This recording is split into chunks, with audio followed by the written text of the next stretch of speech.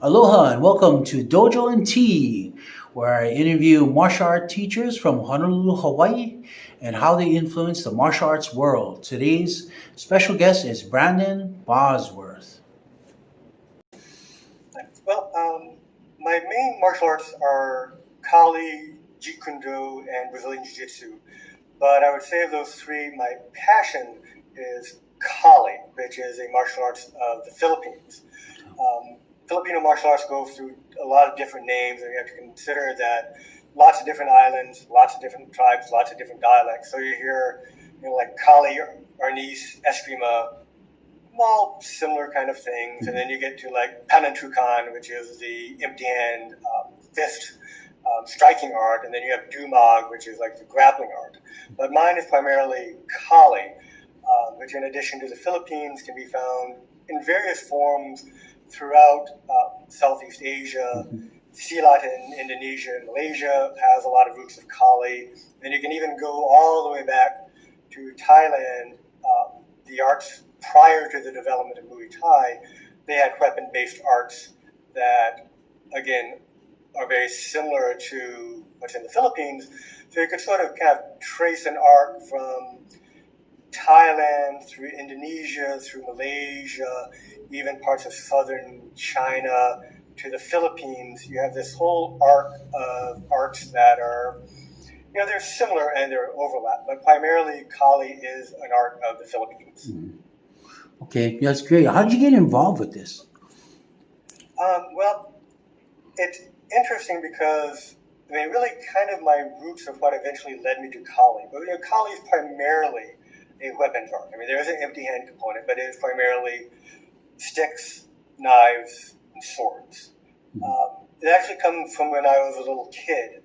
My father was a fencing champion. My grandfather, his father, was a U.S. Marine Corps saber champion. Wow. So when I was growing up, I had my own sword, not a play sword, but a real sword when I was in first grade. I was fencing with my dad as young as I can remember. And plus, honestly, it was just things I was exposed to.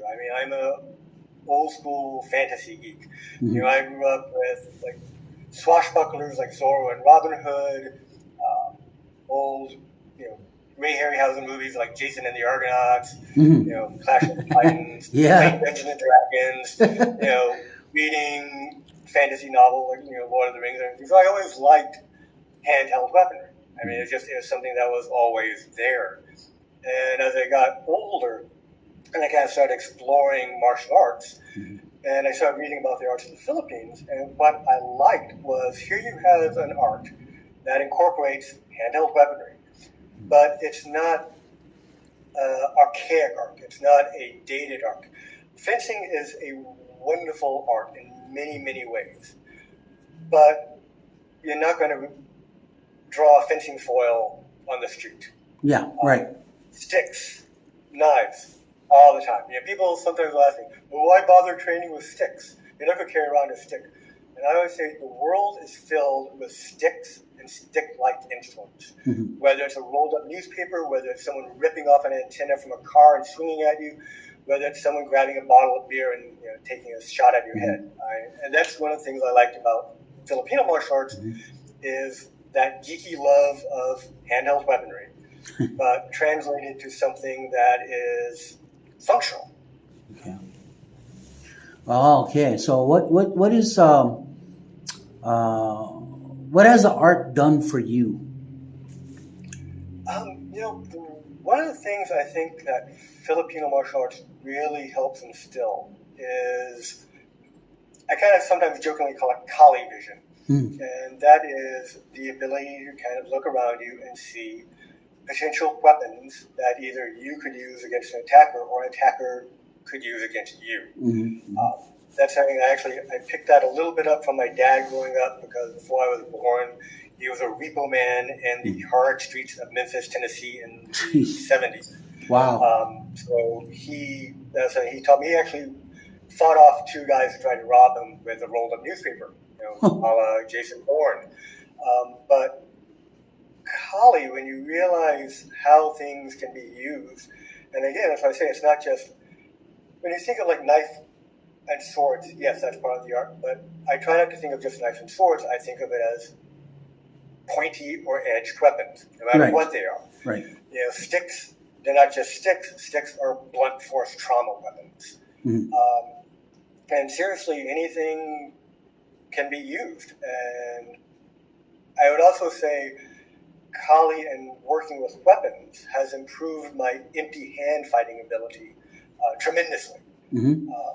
Perfect thing is, if you're sitting there swinging sticks, sticks move way faster than human hands, than a punch. Right. I can swing a rattan stick much faster than I can throw a punch. Mm-hmm. So when you deal with sticks, when you deal with knives, it forces you to just have a level of awareness, of speed, learning how to move your body, your feet, and your hands independently, so that as, say when I'm boxing, I'm a much better boxer from having swung the sticks, from having learned, when you learn to block a knife coming straight to your face, then a punch straight to your face becomes a lot less scary, and it becomes that much easier. So I think those are the two main things I've really developed from the art. Mm-hmm. That and picking up a lot of Filipino terms I probably would never know.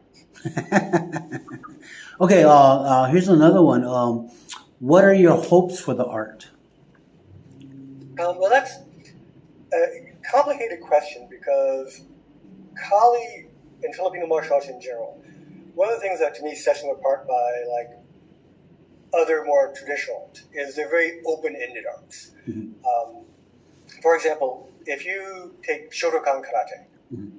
you go to any Shotokan dojo, there's a uniform, there's a general way of doing things. Every Filipino martial arts school is going to be different in their own way. It's a very individualistic thing, and that's something I think is important to the art.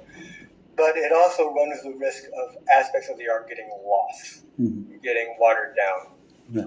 There was actually an excellent documentary that I recommend anyone Google and look it up, called The Bladed Hand, which was about the history of Filipino martial arts. And one of the sad things that documentary talked about was how Filipino martial arts are losing popularity in the Philippines. Oh, wow. That you're probably better off in Hawaii or the Western U.S. than you are in the Philippines, because they're kind of looked down upon by the Filipino middle class as like poor people's arts. Oh. They're art from the provinces. They don't have cool uniforms. They don't have fancy titles. Just a bunch of, traditionally, Kali was old guys in the park who would teach you stuff, and you would give them a 6-pack of, San Miguel beer. Very interesting. Right. So what I want to do in my teaching is I want to, on one hand, show people the practical aspects, how to defend themselves, how to use this ancient art today in 2020.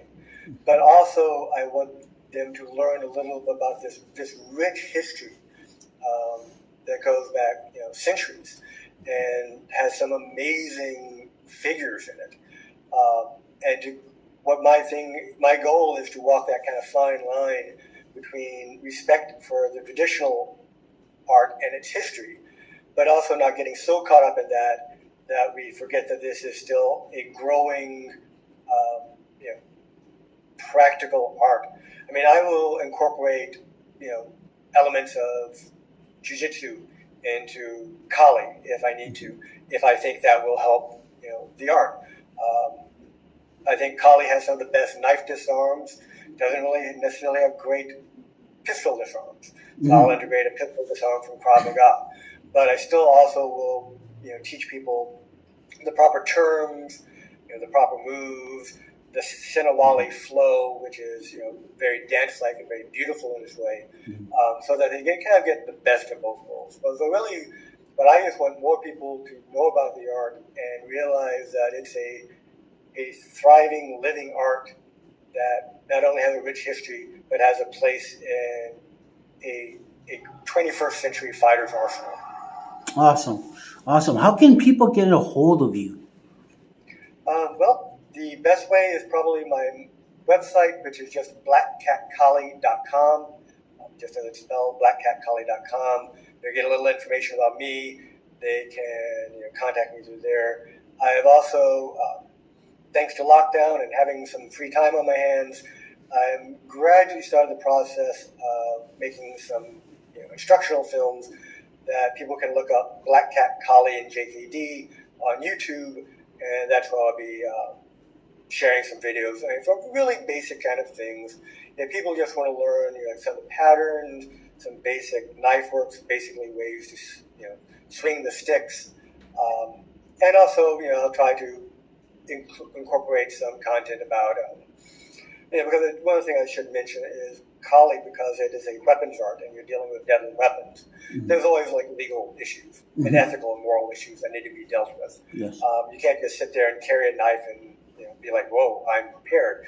You have to realize what that means. So those are the kind of things I will try to be talking about, because I think it's important, again, in this day and age, that martial artists, especially martial artists who are teaching self-defense, need to have a holistic approach that takes into account the world we live in today. That sounds good. Well, what I wanted to do was I wanted to take this a little bit one step further and maybe do a video with you teaching me just a few techniques that you would think that anybody could learn. Something that you would teach everybody and anybody that they would be able to take away with. Exactly what I'd have in mind. Okay, exactly. So we'll get together and I'll incorporate that film with this interview, and then we'll go from there. And then I'll also put basically your contact information on the video, and we'll put it up on YouTube as well as my Dojo and Tea, my website. So it should be on two different things that people can kind of go to and take a look at. So mine is www.dojoandtea.com, and yours one is blackcatcollie.com. blackcatcollie.com. Okay, so we'll go ahead and I'll put all that information on there, and thank you very much. Hold on just a minute. I'd like to talk to you after I turn off the camera, okay?